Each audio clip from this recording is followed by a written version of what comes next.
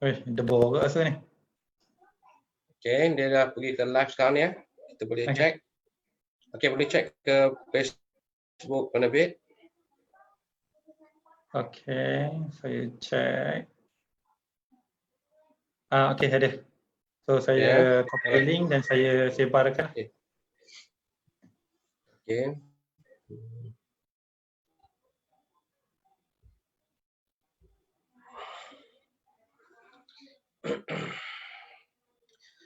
Kita belum lagi bermula ya kepada rakan-rakan penonton, kita belum lagi bermula siri ini, masih lagi menanti rakan-rakan untuk menyertai kita. Kita insya-Allah akan bermula pada pukul 11 dan pada waktu yang sama mana-mana yang sedang menonton live ataupun siaran ini bolehlah mengambil URL ataupun pautan penerbit Museum Shah Pahang untuk dikongsi atau di-share kepada rakan-rakan yang lain.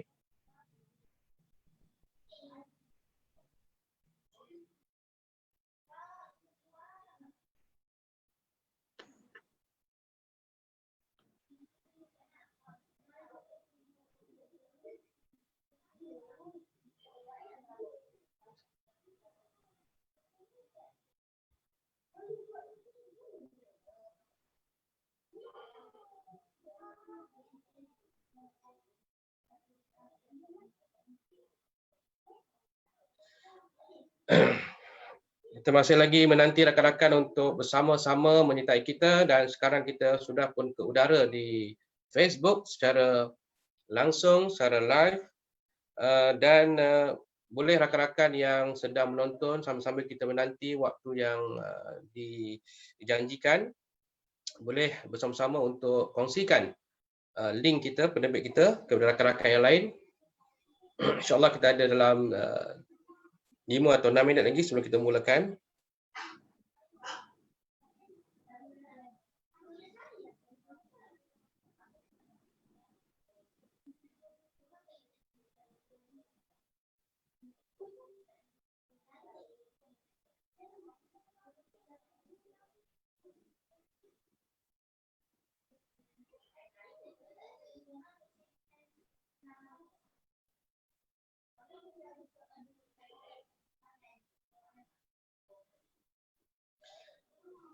Panel kita pun sudah sampai, sudah ada di depan kita ya, insya-Allah.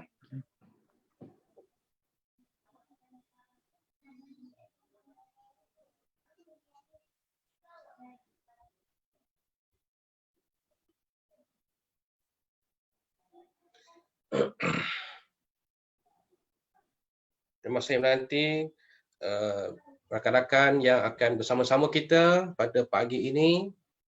Kita membuka ruang untuk menanti kehadiran rakan-rakan ya bersama-sama sebelum kita bermula diskusi kita pada kali ini.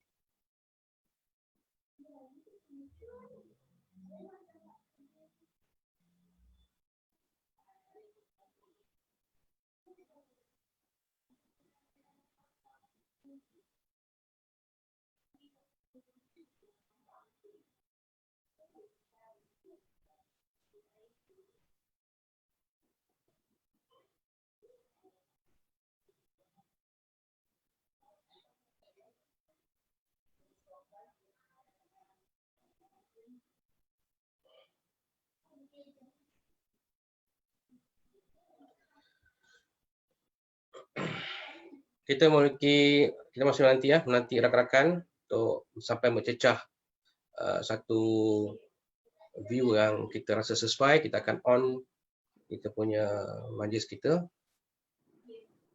Sama-sama itu seperti yang saya maklumkan tadi, bolehlah rakan-rakan berkongsi channel ataupun pautan kita di FB page masing-masing atau share ke page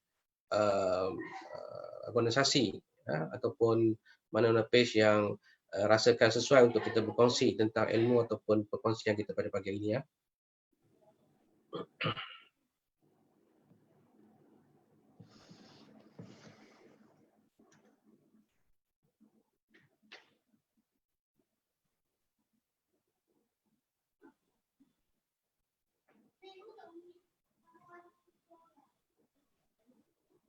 Bagaimana Nizam, sihat hari ni ya?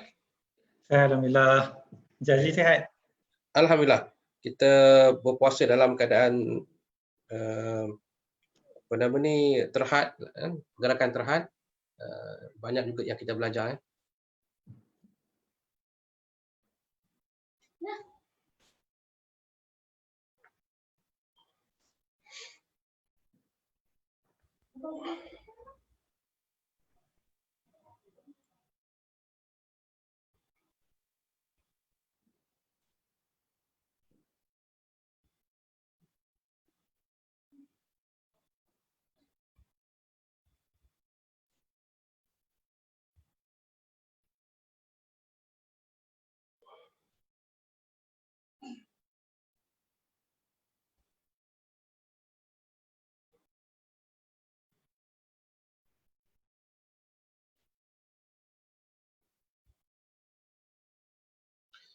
Okay, sambil-sambil kita menanti ya waktu ataupun masa yang kita jadualkan akan adakan program ini, bolehlah saya maklumkan sedikit peraturan kita ataupun jadual kita. Selama 40 minit, insyaAllah kita akan adakan diskusi suara UMP bersama dengan panel yang akan kita pilih insyaAllah setiap minggu untuk membincangkan isu-isu tertentu. Jadi ini adalah medan platform yang mana kita ingin mengetengahkan inisiatif-inisiatif ataupun inovasi-inovasi yang ada dalam kalangan warga Musi Malaysia Pahang untuk kita kongsi, untuk kita bersama-sama meraihkan knowledge ini atau ilmu ini dengan masyarakat luar, masyarakat netizen. Ini adalah platform yang mungkin kita akan jadikan sebagai satu platform yang berterusan dari semasa ke semasa, insyaAllah.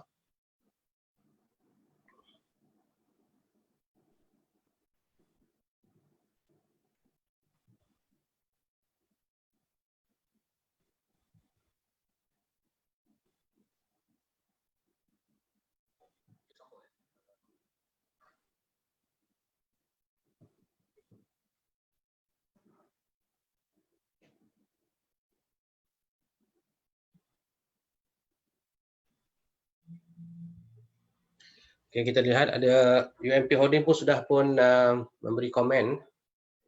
Alhamdulillah.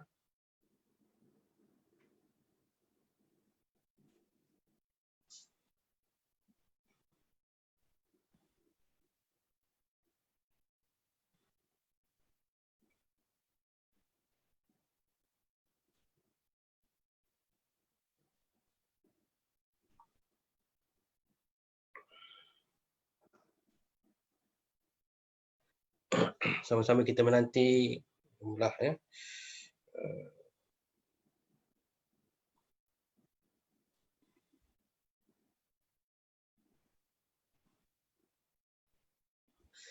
Siaran ini juga boleh dilihat ataupun dicapai melalui page rasmi UMP Holding and Group ya. Cik Nizam ya. Ya saya. Akan dapat juga dicapai kepada mana-mana penonton yang boleh yang menonton melalui saluran ini juga boleh mendapatkan saluran ini di page rasmi UMP Holding and Group. Jadi kita ada dua tempat yang boleh kita capai bagi menonton secara langsung pada pagi ini akan bermula tidak lama lagi.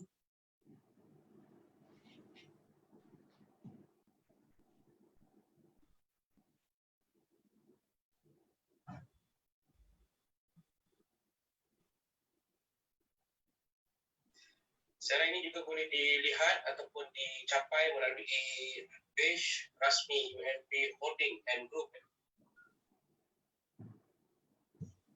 InsyaAllah kita akan mula tak lama lagi ya Cik Nizam ya. Harap dapat bersabar sambil-sambil kita menanti kawan-kawan yang mungkin sedang berkemas-kemas diri untuk bersama-sama kita pada pagi ini.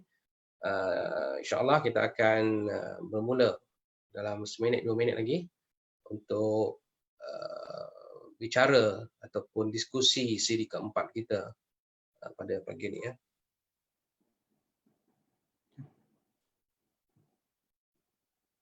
Sound clear ya Encik Nizam? Sound clear, okay. Okay.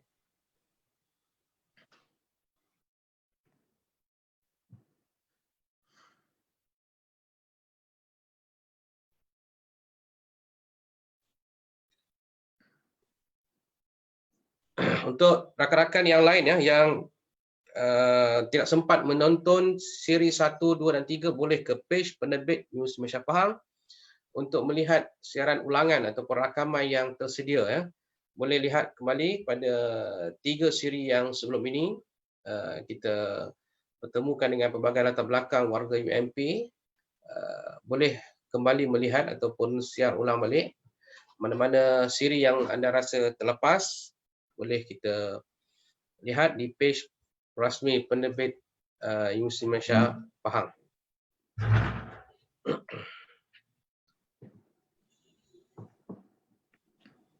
InsyaAllah kita akan mula sebentar lagi ya.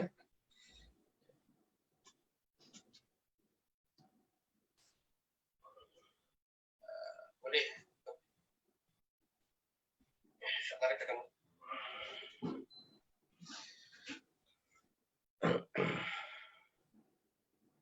diharap rakan-rakan dapat bersabar sambil menanti kehadiran ataupun penonton-penonton yang sudah pun berjanji untuk sama-sama kita menonton siri diskusi suara UMP pada tepat pukul 11 pagi ya, insya-Allah. Kepada rakan-rakan seperti saya kata tadi, rakan-rakan yang ingin kongsi, saya sarankan boleh segera kongsikan live kita ni di page masing-masing untuk bersama-sama lebih ramai lagi ya mendapat manfaat daripada perkongsian kita pada pagi ini. Dan kepada mereka yang terlepas siri 1, 2 dan 3 boleh kembali kepada posting kami ataupun posting di page penerbit News Malaysia Pahang untuk mendapatkan siri-siri yang terlepas ataupun siri berikut 1, 2 dan 3 kerana kita akan ada beberapa siri lagi yang akan datang.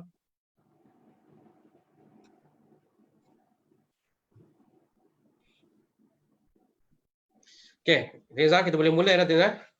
Okay, sure. No problem. Saya rasa kita boleh mula 2-3 minit lagi. Rakan-rakan pun sudah pun masuk insya-Allah dan kita boleh mula untuk sama-sama mendapatkan manfaat daripada perkongsian kita pada ini. Assalamualaikum warahmatullahi wabarakatuh. Selamat pagi dan salam sejahtera kepada semua penonton yang sudi menonton live ataupun secara langsung diskusi suara UMP siri keempat sempena Karnival Buku Ilmiah dalam Talian MAPIM yang diadakan bermula 1 hingga 20 Mei 2020.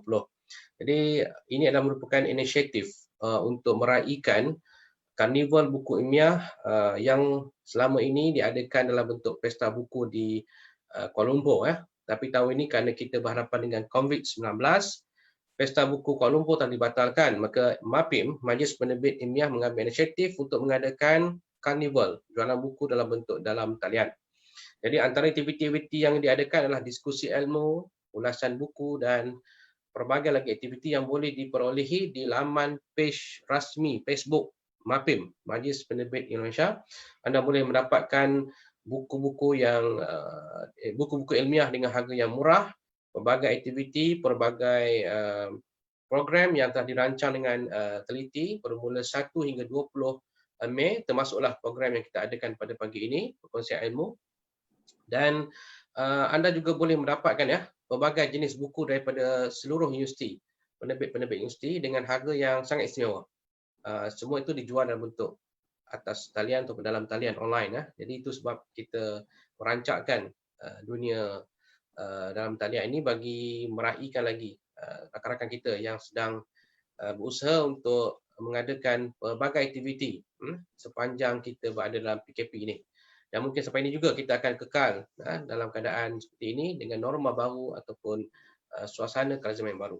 Okey, kita pagi ini alhamdulillah ya, sekali lagi kita dapat bersama-sama dalam siri yang keempat, Suara UMP, diskusi Suara UMP, dan kali ini saya menjemput ya salah seorang daripada warga UMP juga yang banyak membuat inisiatif dan inovasi ya dalam pengurusan. InsyaAllah hari ini kita akan bersua dengan Encik Muhammad Nizam Abdul Rashid, Pengurus Besar UMP Teknologi Samrahat. Assalamualaikum Encik Muhammad Nizam. Waalaikumsalam, Coach Azli. Moga sihat ya. InsyaAllah. Okay. Untuk pengetahuan semua rakan-rakan yang sedang menonton siaran kita ini, siaran ini juga boleh ditonton melalui UMP Holding ya, grup di page Facebook mereka rasmi. Boleh didapat di sana juga melalui page rasmi UMP Holding. Dan untuk sesi yang keempat kali ini kita akan membincangkan satu topik ataupun diskusi yang bertajuk PASO online, bersediakah kita ya.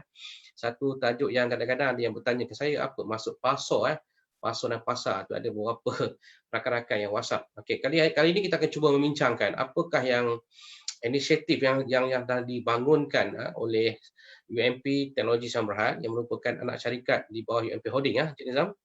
Ya, saya.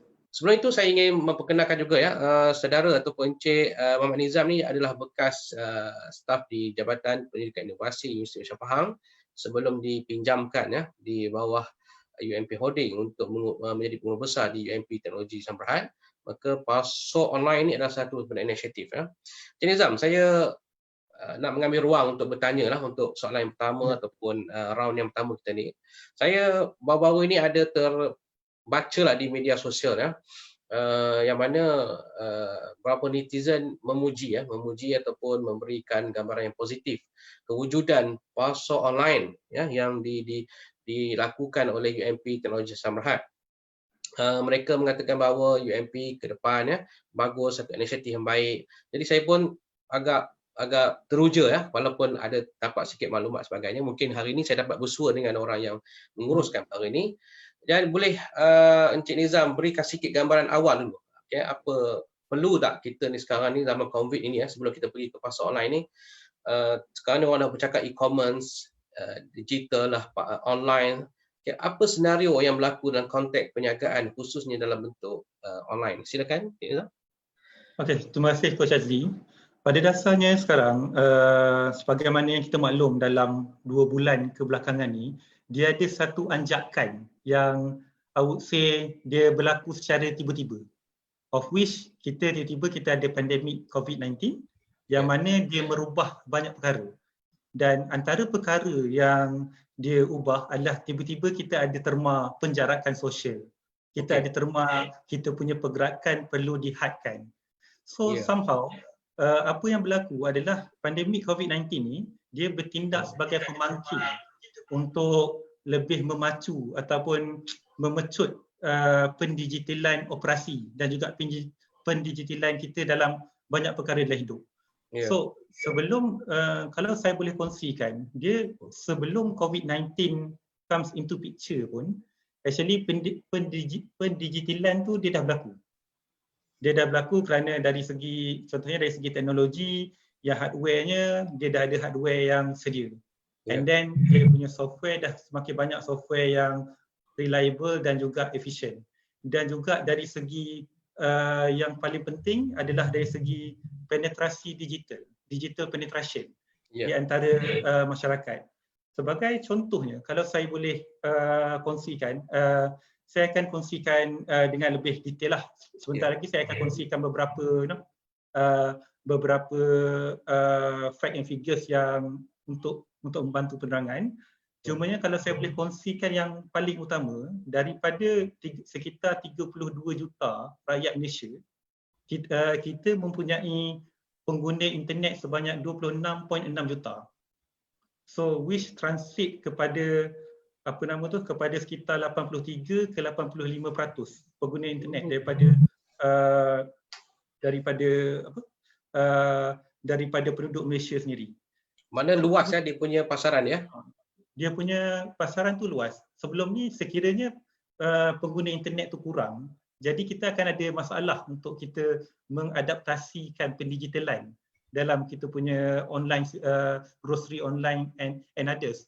Tetapi sebelum COVID-19, kita telah ada 26.6 juta ready user. Cumanya dalam 26.6 juta ni penggunaan dia pelbagai lah. Ada dia gunakan untuk lebih kepada media sosial and so on. Tetapi mungkin tak ramai yang berkesedaran untuk menggunakan internet sebagai untuk mereka membelikan barangan harian. Tetapi dengan adanya COVID-19, secara tiba-tiba dengan ada terma dan norma baru seperti penjarakan sosial dan juga kawalan pergerakan and so on, dia memangkin kepada masyarakat untuk lebih mengadaptasikan pendigitalan dalam kehidupan seharian mereka. Jadi pada pandangan Nizam, trend orang sekarang ataupun trend masa kini, adakah masyarakat dah bersedia dengan online, macam pembelian secara online secara menyeluruh? Apa pandangan Encik Nizam? Pada pandangan saya, masyarakat bukan sahaja bersedia, masyarakat telah disediakan sebelum fenomena sekarang berlaku. Ini dapat dibuktikan daripada contohnya daripada penetrasi internet tadi, 83% daripada Malaysia pada sekitar Januari 2020, penetrasi digital di Malaysia adalah pada 83%. Jadi masyarakat kita telah bersedia dan apabila berlaku urgensi sebegini, mudah untuk mereka mengadaptasi. Okay, jadi pada secara peribadilah untuk selepas kita mengalami COVID-19, kita mengalami IR 4.0, macam-macam perubahan. Pada pandangan Encik Nizam, sebelum kita pergi lebih jauh tentang pasar online ni, adakah pertama sekali masyarakat sudah bersedia ataupun disediakan tadi. Kedua, dari segi fasiliti untuk kita sebagai organisasi menyediakan prasarana yang sesuai dari segi online ni. Adakah kita sudah menyesuaikan diri dengan keadaan ini pada pandangan Encik Nizam? Pada masa sekarang, pada pandangan saya dari segi fasiliti, somehow kita telah ada fasiliti. Cumanya sekarang cuma tinggal satu saja stumbling block dalam penyesuaian pendigitalan, iaitu kita setengah pada kita, contohnya katakanlah dari segi pengoperasian syarikat and so on, kita somehow kita terikat dengan cara buat kerja yang lama walaupun fasiliti sedia ada. Tetapi apabila berlaku sesuatu seperti COVID-19 yang mana dia merubah banyak benda norma, semua orang somehow kita di some sort like dipaksa untuk kita mengadaptasi. Mana mahu tak mahu kita tak rasa terima hakikat dia. Mahu tak mahu kita terpaksa terima, dan saya suka analogi yang digunakan kita punya Yang Hormat Naib Chen Saw pada perkongsian dia, saya rasa sekitar seminggu yang lepas. Betul. Yang mana dia ada mention berkenaan pada zaman dahulu kala, yang mana dinosaur ni adalah haiwan yang paling gagah, paling besar lah dekat dunia ni.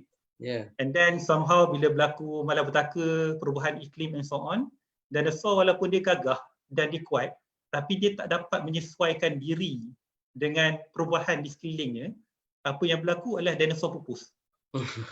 Tetapi hidupan lain, contohnya lipas yang lebih kecil daripada dinosaur, obviously, apabila this kind of organisme mereka berjaya mengadaptasi dengan perubahan, mereka berjaya survive untuk beribu-ribu tahun. Ini adalah soal kita boleh menyesuaikan atau tidak, itu adalah yang perlu kita beri perhatian lah.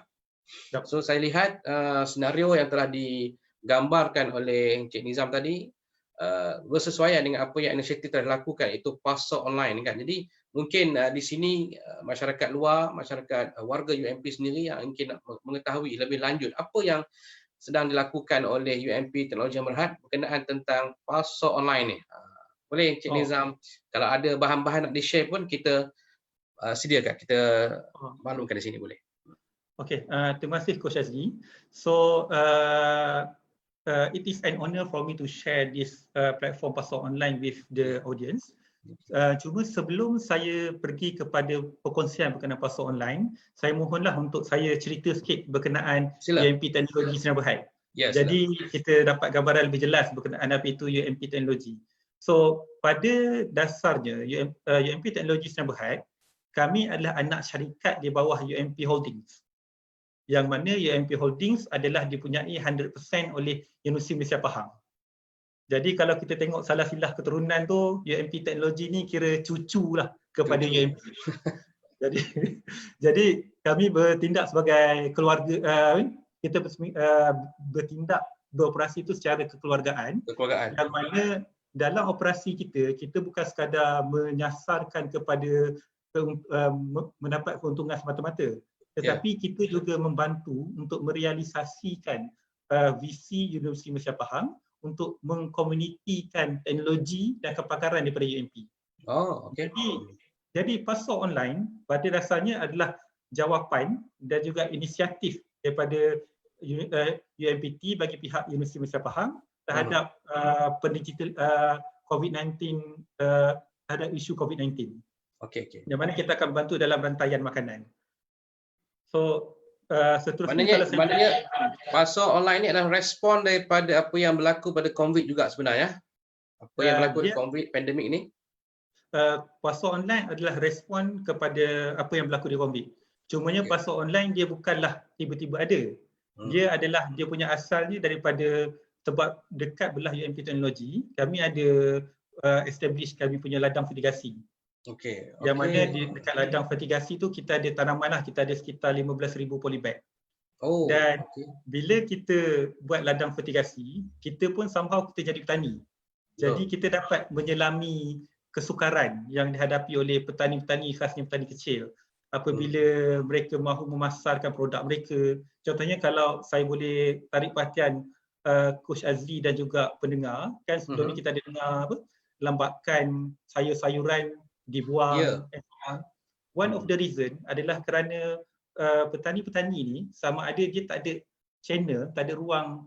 Sebab sekarang ni bila bila pergerakan kita dihadkan and so on, cara dia nak berjual tu dah berubah, kesukaran.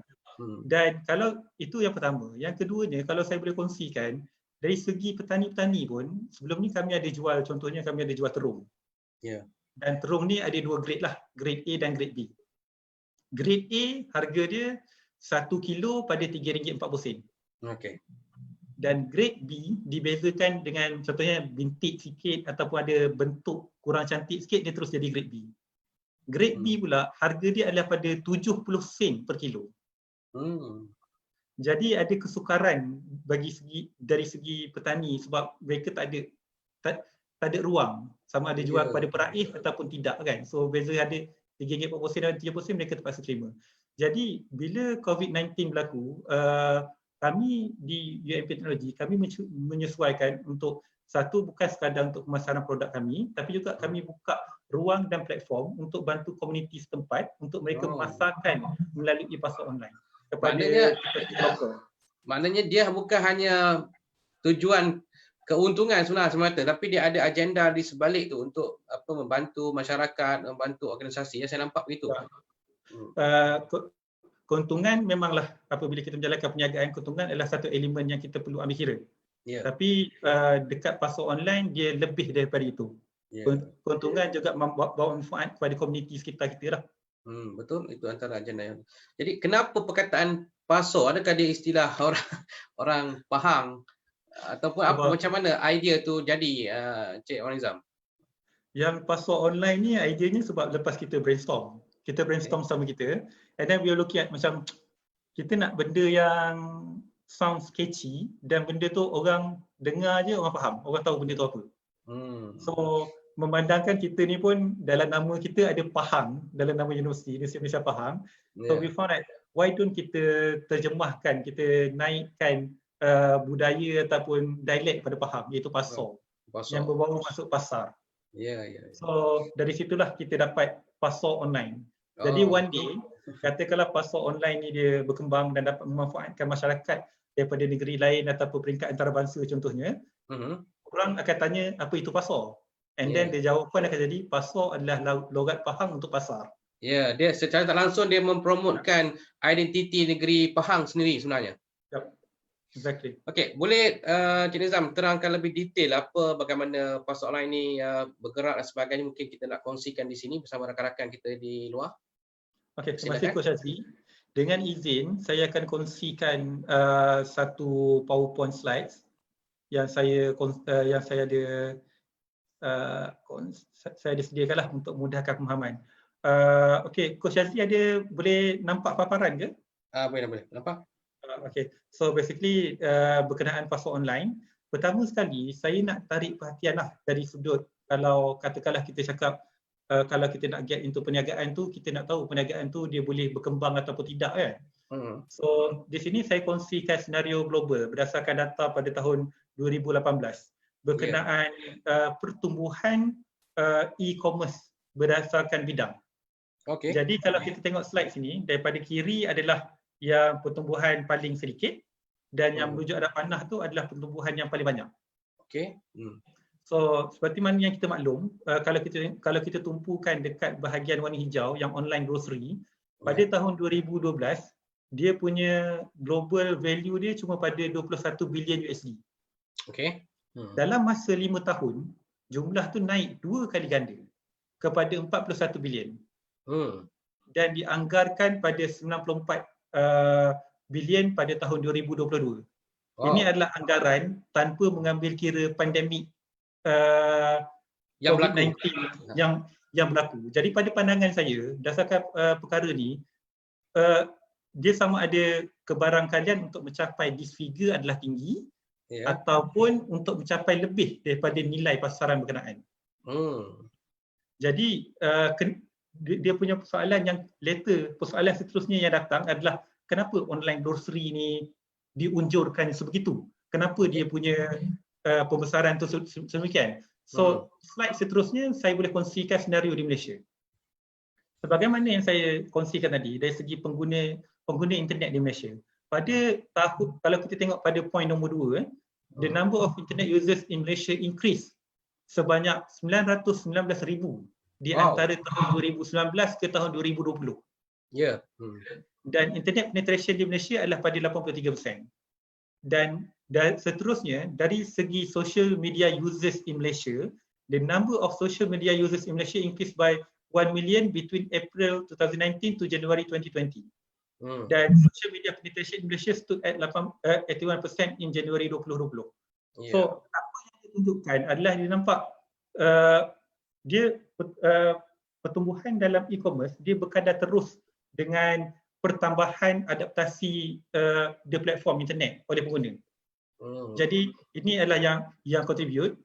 Dan dari segi mobile connection, kalau kita tengok dekat point dekat bawah ni, the number of mobile connections in Malaysia in January 2020 was equivalent to 127% of the total population. Jadi apa yang kita nampak kat sini bukan sahaja secara average-nya secara purata satu rakyat, satu penduduk ada satu telefon mobile.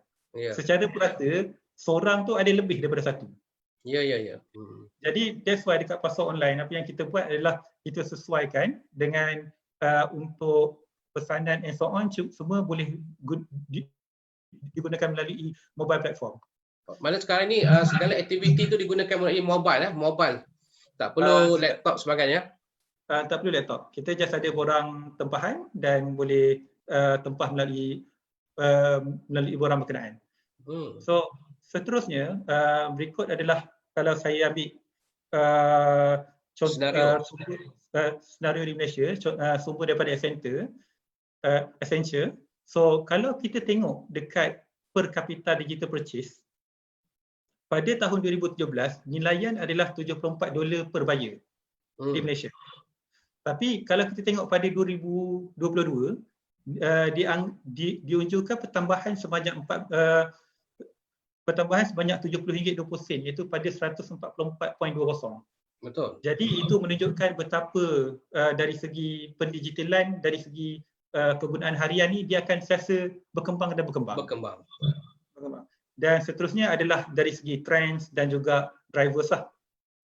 Dan sebelum ni drivers yang diwar-warkan yang kita tahu cuma dari segi bilangan pengguna, lepas tu high disposable income dan juga bilangan millennials, bilangan orang yang lebih celik kepada platform online, platform atas talian. Sekarang the drivers, ada lagi satu drivers yang ditambah, iaitu COVID-19. Ini sudah jadi satu lagi ya? Ini dah jadi lagi satu drivers dan this drivers is very significant dan dia yang jadi pemangkin Kalau driver sebelum ni adalah lebih kepada I would say sosioekonomi ke ataupun age dan sekian. Tapi drivers, this particular driver, dia basically adalah memang merentas semua benda. Dia merentas umur, merentas income status dan sebagainya. Dia termasuk kesihatan sebagainya. Ya, termasuk kesihatan sebagainya. Jadi berikut yang kalau kita dapat lihat di Malaysia, 80% of Malaysian online shoppers shop through smartphones dan juga Malaysian digital shoppers prefer to pay via online transfer. Jadi ini adalah data-data yang kita dapat, yang kita sidik daripada yang dilakukan oleh pihak lain lah, yang pihak independen. Dan seterusnya, dekat belah UMP teknologi sendiri, sebab kita adalah lebih kepada fokus on when we want to make our decision, we plan it to be data-driven decision.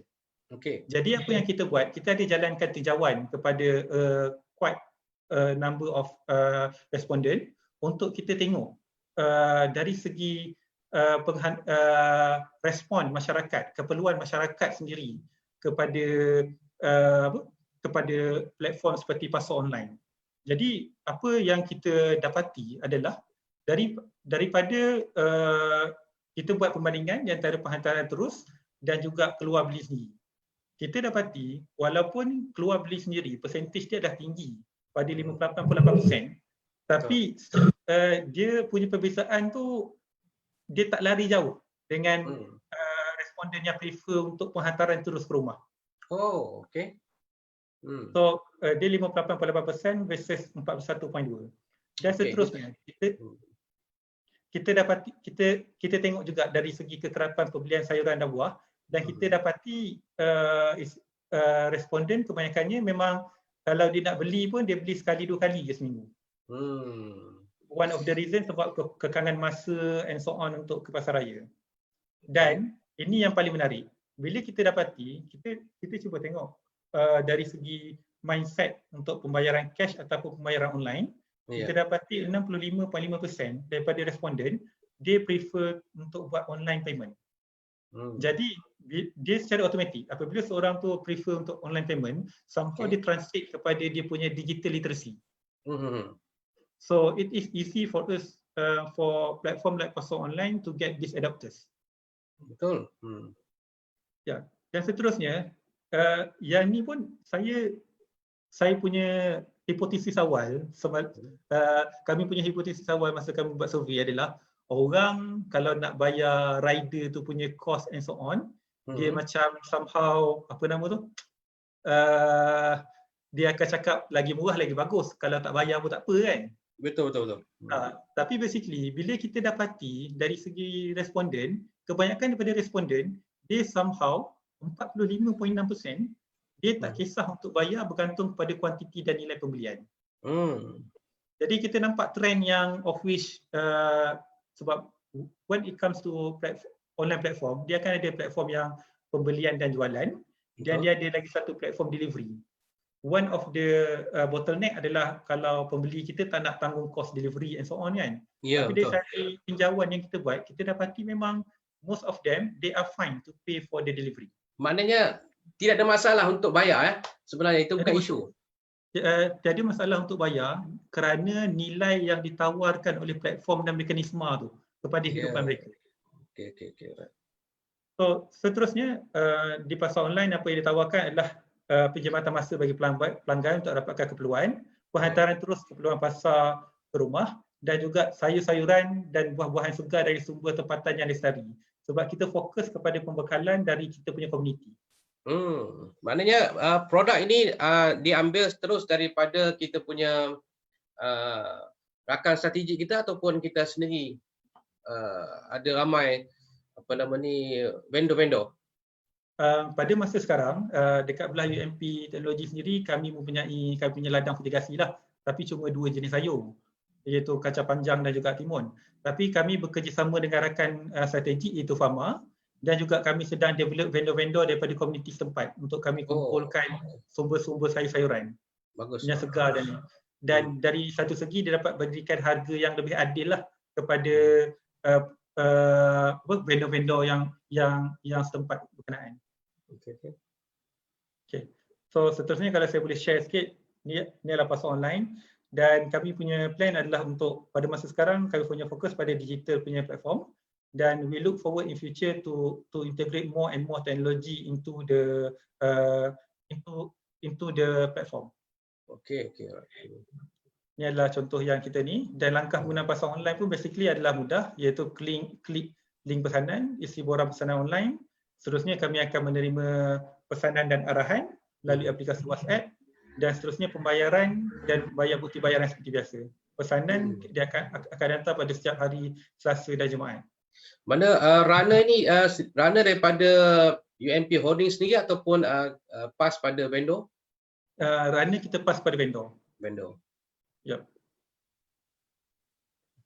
Jadi basically untuk dari segi runner, apa yang pasar online ni develop, dia bukan sekadar develop sumber pendapatan untuk daripada jualan sayur and so on. Tapi juga dia develop kita punya vendor runner for them to get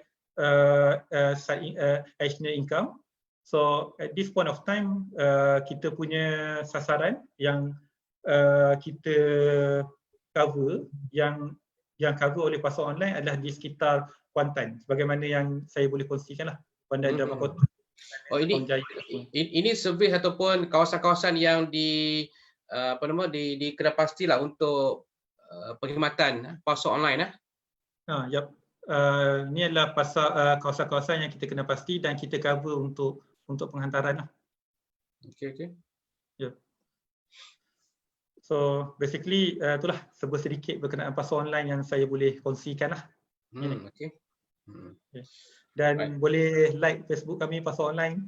Okay. Kepada semua penonton, jika berminat untuk mengetahui lebih lanjut, boleh ke Facebook Pasar Online untuk mendapat maklumat lebih dalam. Like dan share rakan kita. Terima kasih kepada Cik Nizam terhadap slide tersebut. Okay, tadi kita dah dapat secara detail apa itu pasar online. Cuma mungkin kali ini saya nak bertanya pada Encik Nizam, apa perbezaan dia lah pasar online ni dengan mungkin barangkali dengan lain-lain pasar online yang ada lah. Okay, mungkin ada sedikit perbezaan, keunikan dia. Okay, keunikan pasar online yang kami tawarkan pertama sekali adalah dari segi reliable service. Of which benar pada masa sekarang memang kita ada banyak-banyak platform yang lain. Tapi apa yang kami tawarkan adalah dari segi delivery time tu adalah sebagaimana yang dijanjikan lah. Dan juga hadirnya kami dalam this ekosistem, kita bukanlah lebih kepada nak bersaing dengan platform-platform yang sedia ada. Tapi kita lebih kepada melengkapi. Sebagai contohnya, kalau saya boleh kongsikan, katakanlah saya ambil lah kedai, katakanlah saya ambil contohnya kedai runcit Pak Sahab contohnya. Kedai runcit Pak Sahab basically dia jual barang-barang basah and so on. Tapi kedai runcit Pak Sahab untuk dia get into upscale dia punya marketing untuk cover area yang lebih luas and so on, dia perlukan marketing budget dan dia juga perlukan team. Jadi hadirnya kami, apa yang kami tawarkan adalah untuk dekat pasar online, untuk kami bekerjasama dengan contoh macam Pak Sahab, untuk Pak Sahab jadi vendor kepada pasar online untuk pembekalan bahan-bahan basah and so on, dan kita yang boleh buat marketing untuk pastikan lebih ramai orang dapat akses untuk beli barang dekat kedai Pak Sahab. Dan dari segi runner and so on, kita boleh bantu Pak Sahab dalam menyelesaikan masalah runner. Sebab kalau saya boleh kongsikan, kalau kita nak jual, contohnya jual macam groceries and so on, dia dah ada satu bidang ilmu dan bidang kerja yang kita kena master. Betul. And then when it comes to upscale the size of the business, dia ada bidang kerja dan bidang pengetahuan yang lain. Jadi apa yang kita buat adalah kita bukan sebagai pesaing, tapi kita lebih pada complement untuk pembangunan bersama. Sebab dari segi memilih rakan-rakan strategik ni ada syarat tertentu ke, ataupun selepas ini barangkali vendor-vendor di luar sana yang mungkin ada ladang sebagainya nak menyertai, mungkin ada kriteria tertentu ke? Pada masa sekarang kita open dan kriteria yang kita pandang adalah lebih kepada kedudukan lah, sebab pada masa sekarang kita punya plan adalah untuk cover bahagian Kuantan dulu untuk kita develop. Jadi kita punya keutamaan adalah lebih kepada kalau peladang and so on adalah peladang di sekitar Kuantan. Sebab ini akan membantu dari segi logistik and so on. Dan kami punya perancangan adalah apabila kami berjaya membina satu model rantaian sistem yang bagus, kita boleh duplicate di sistem dekat daerah ataupun kawasan-kawasan lain. Setakat ini ya Encik Nizam, sejak pasar online ini diwujudkan ataupun beraktif, bagaimana performan dia ataupun prestasi dia? Performance pasar online bagi saya sekarang adalah promising. Awal-awal dulu kami ada sukar lah juga sebab kami nak kena kuatkan SOP dalam terima order and so on kan.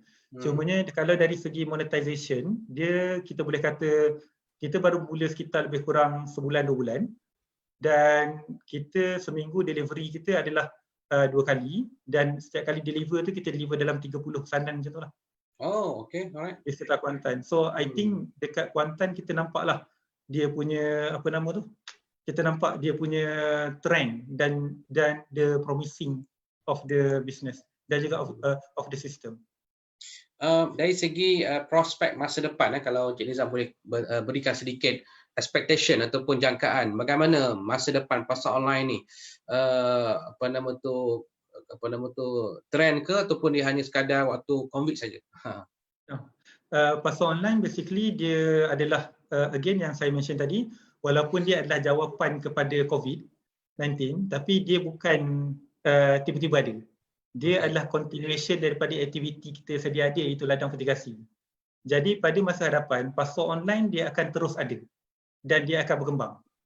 Jadi kita punya plan sekarang adalah untuk pada masa sekarang kita punya fokus adalah untuk kita establish the system in this particular market, so that later sistem yang pasar online dan juga di platform kita dapat kembangkan secara berperingkat ke daerah negeri ataupun mungkin di peringkat antarabangsa.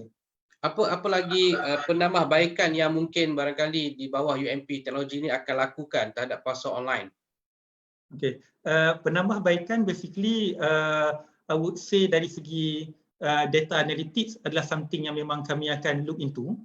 Cumanya pada masa sekarang kita belum ada lagi the teknologi. Tapi kita memang ada plan untuk kita buat penambahbaikan berkenaan. Kenapa saya kata data analytics? Adalah sebabnya bila kita nak jual produk, contohnya sayur ke ikan ke apa, kepada kita punya customer and so on, dia punya customer ni kita kena faham dia up to micro level. Betul. Contohnya kalau macam Osman, anak, katakanlah Osman, kita ambil nama Osman sebagai pelanggan. Osman dia nak beli ikan. Tapi basically kita nak dan dekat pasar online dia tempah ikan, katakanlah ikan yang sejenis ikan. Tapi somehow kalau kita tak ada data yang cukup, katakanlah ikan tu tiba-tiba tak ada. So dan kalau pada Osman, kalau kita terus pergi kepada Osman cakap, Encik Osman ikan tak ada, kita tak boleh deliver. So mungkin Encik Osman akan kecewa. Tapi kalau kita ada data analytics dan juga intelligence system yang mana kita dapati ikan berkenaan, contohnya ikan A dia tidak ada, tetapi ikan lain yang biasa dia beli oleh orang dengan padanan sayur ataupun barang-barang lain adalah ikan B. So apa yang kita boleh buat adalah mungkin pasar online punya sistem boleh maklumkan kepada Encik Osman, Encik Osman ikan A tak ada, tapi kami recommend untuk dapat ikan B ataupun ikan C yang mana kita boleh bekalkan. So those are something yang kita tengok. Okey, menarik tentang perkembangan yang mungkin akan dilakukan dari semasa ke semasa. Ada juga satu persoalan Encik Nizam daripada rakan Facebook yang ingin bertanyakan, apakah pasar ini akan dikembangkan menjadi kedai yang boleh menjual kuih-muih, makanan dan sebagainya? Ada kemungkinan ke yang akan berlaku begitu? Kemungkinan berlaku tu ada. Cumanya at this point of time kita rancang that one untuk berlaku di fasa yang berikutnya. Sebab pada masa sekarang kita akan our focus, kita punya fokus adalah lebih kepada I would say pasar basah lah. Yang mana kita bekalkan sayur-sayuran, buah-buahan dan so on. Tapi kita memang the idea tu memang adalah untuk pasar online ni menjadi pasar yang mana dekat situ ada banyak item, tapi kita at this point of time we focus on pasar basah, dan untuk another items kita akan kembangkan dalam next fasa. Dia pada pandangan saya secara peribadi, isu sekarang ni adalah kita nak educate masyarakat supaya memahami ataupun menyesuaikan diri dengan konsep baru ya, terutamanya macam pewujudan pasar online, bahawa ikan sebagainya itu boleh dibeli kan secara online, bukan lagi kita mesti pergi pasar raya ke ataupun market sebagainya. So bagaimana pada pandangan Cik Nizam lah untuk educate masyarakat kita bagi memahami realiti ni? Oh, okay. Terima kasih Coach. So basically dari segi education to educate the community tu somehow dia ada challenge dia sendiri lah. Of course it takes time dan juga it takes some expenses. Tetapi perkara yang menarik berkenaan sekarang bukan pasal online sajalah, pasal pendigitalan ni adalah basically somehow sebab COVID-19 ni dia something yang pada pandangan saya dia memanglah satu cabaran. Tapi there's always a bless in disguise. Okay. Of which dari segi COVID-19 dia memang dia membantu dari segi pendidikan pada masyarakat, di mana dia memaksa masyarakat untuk menerima norma. Jadi dari segi pendidikan dan awareness, of course kita akan teruskan dari semasa ke masa melalui kita punya pemasaran. Tapi alhamdulillah pada pandangan saya masyarakat sekarang dia dah lebih celik dan dia lebih sedar berkenaan perkara ni. Betul. Maknanya benda ni adalah sesuatu yang kena diberi juga penerangan dari semasa ke semasa ya. Cik Nizam? Ya. Okey, kita sudah pun berada di ke penghujung untuk rakan-rakan yang masih lagi bersama kita. Kita masih lagi berbincang berkenaan tentang pasar online. Untuk mereka yang ada soalan bolehlah ditanyakan di ruang komen di bawah. Dan kepada mereka yang ingin mendapat maklumat lebih lanjut ataupun ingin melakukan rakan strategik dengan UMP Teknologi, boleh berhubung dengan Cik Nizam ya, boleh ya? Boleh, sure. Di talian 013-342-7627. Okey, itu nombor telefon dia, saya ulang 013-342-7627. Mungkin ada usahawan-usahawan di luar sana yang berminat bekerjasama dengan UMP dari segi aspek-aspek kerjasama yang kita lihat ada peluang ya. Dan Encik Nizam, saya sempena kita berbincang ni, saya juga ingin mempromosikan jugalah sempena Majlis Penerbit Ilmiah menganjurkan karnival buku secara online ni. Kepada rakan-rakan yang masih bersama kami, boleh pergi ke MAPIM page atau Majlis Penerbit Ilmiah untuk mendapatkan buku-buku istimewa dengan diskaun yang berbaloi ya. Sebab sekarang ini kita adakan karnival jualan buku ilmiah secara dalam talian bermula 1 hingga 2 Mei 2020. Dapatkan buku-buku dalam kalangan penerbit-penerbit universiti di sana ya. Okey Cik Nizam, yang saya kira soalan terakhir lah untuk kita tamatkan diskusi kita adalah apa buku yang Cik Nizam suka baca lah sepanjang sepanjang PKP ni. Saya pasti mesti ada aktiviti membaca, dan mungkin kita boleh kongsi sikit buku yang boleh kita dapatkan informasi ataupun yang berguna untuk kita jadi karang kerujuk. Saya ada 2 buku kegemaran. Kalau saya share dua-dua boleh tak? Boleh, silakan. Okay, so actually jenis buku yang saya suka baca adalah buku yang somehow dia ada macam jalan cerita yang boleh bagi kita motivation. So on that part, saya suka baca buku berkenaan autobiografi yang mana kita baca berkenaan orang tu sendiri, macam mana dia develop diri dia and so on. Dan ada one adalah macam dari segi fiction, tapi fiction yang berkait dengan motivasi lah. Buku fiction yang saya paling gemar basically adalah Tenggelamnya Kapal Van der Wijk. Hamka. By Hamka. So bagi saya buku tu memang sangat, it's very good. Buku tu pun dah dicetak berkali-kali, dia ulang cetak berkali-kali. Sebab saya buku tu dipublish pada tahun 1938. Saya baca pada tahun 2018. Tapi again perkara yang dia ulas dalam perkara tu masih relevan selepas 80 tahun. Macam kita tengok cerita P.Ramlee lah ya. Masih relevan hingga ke hari ini. Lawak jenakanya masih diterima.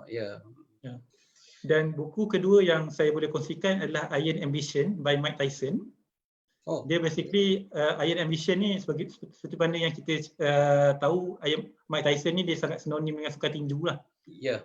Iron Ambition basically dia cerita berkenaan orang yang bertanggungjawab untuk melatih, mendidik dan juga bawa Mike Tyson untuk jadi juara dunia paling muda pada umur 20 tahun.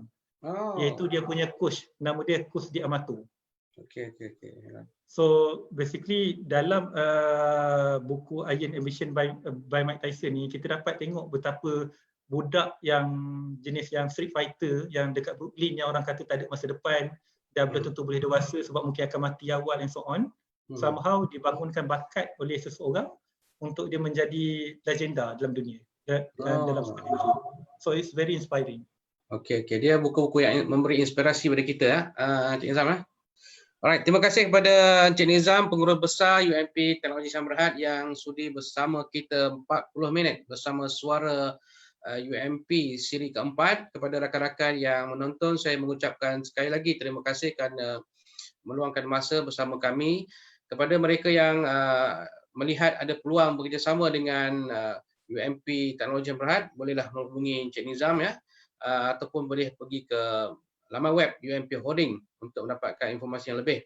Okey, Encik Nizam, saya mengucapkan terima kasih sekali lagi atas kesudian Encik Nizam. Semoga perkongsian kita pada pagi ini memberi manfaat kepada semua, dan insya-Allah kita akan ada sesi akan datang untuk memberi peluang lagi kepada rakan-rakan yang lain berkongsi ilmu dan juga pengetahuan untuk masyarakat di luar sana.